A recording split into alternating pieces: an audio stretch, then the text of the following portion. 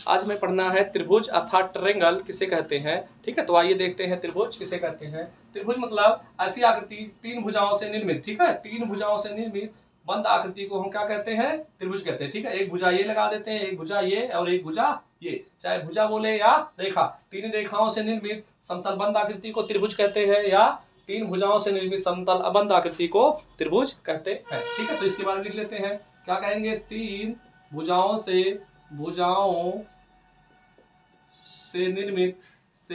निर्मित समतल, ठीक है, समतल बंद आकृति को त्रिभुज कहते हैं। ठीक, तो एक ए और एक ए बी भुजा हो गया, एक बी और सी भुजा हुआ, और एक सी और ए भुजा हुआ। ठीक है, तो त्रिभुज में, ठीक है, त्रिभुज में कितने, त्रिभुज में क्या होंगे, त्रिभुज में तीन भुजाएं होती है। ठीक है, तीन भुजाएं होती हैं, तीन भुजाएं होती, त्रिभुज में कितनी भुजाएं, तीन भुजाएं। कौन कौन सी, एक ए बी भुजा होती है, एक बी सी भुजा है, ठीक है, और एक सी और ए लिखते हैं क्या है, सी ए भुजा होती है। ठीक है, तीन भुजाएं होते हैं और उसके तीन शीर्ष होते हैं। कितने, तीन शीर्ष होते हैं। क्या होते हैं, तीन शीर्ष होते हैं। तीन भुजाएं होती हैं और तीन शीर्ष। कौन कौन से शीर्ष, जहां पर दो भुजाएं आकर के, ठीक है, जहां पर दो भुजाएं आकर के मिलती हैं, ये भुजा आकर के मिलती है, उसी को हम क्या बोलते हैं, शीर्ष।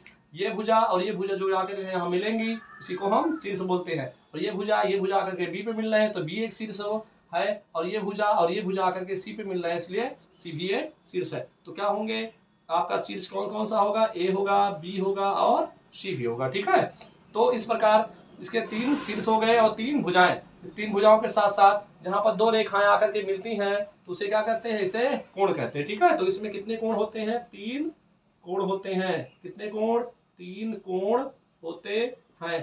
तीन कोण कौन कौन से, अब कोण को कैसे प्रदर्शित करेंगे, कोण को इस तरह लिखा जाता है।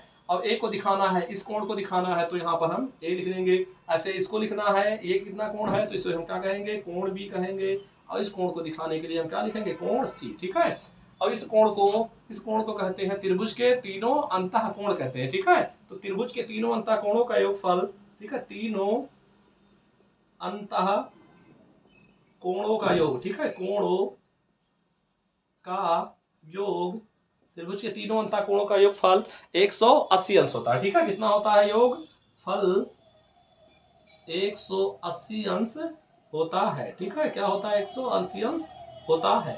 अब ये 180 अंश का मतलब है, ठीक है, क्या है, ये कोण प्लस ये कोण प्लस ये कोण। ठीक है, अर्थात कोण ए प्लस कोण बी प्लस कोण सी का मान कितना, 180। कोण ए प्लस कोण बी प्लस कोण सी बराबर कितना होगा, 180 अंश होता है। ठीक है, त्रिभुज के तीनों कोणों का योगफल कितना होता है, 180 अंश। तो ये आपका हो गया। ठीक है, तो क्या कहेंगे, त्रिभुज किसे कहते हैं, ठीक है, अर्थात ट्रायंगल किसे कहते हैं, तीन भुजाओं से निर्मित समतल होगी। ठीक है, कैसी आकृति, समतल आकृति, समतल बंद आकृति को हम त्रिभुज कहते हैं। त्रिभुज में, ठीक है, तीन शीर्ष होते हैं, त्रिभुज में तीन शीर्ष होते हैं, तीन कोण होते हैं और तीन भुजाएं होती हैं, और त्रिभुज के तीनों अंतः कोणों का योगफल 180 होता है। ठीक है, अब हम नेक्स्ट क्लास में पढ़ेंगे त्रिभुज के प्रकार। ठीक है, त्रिभुज के प्रकार।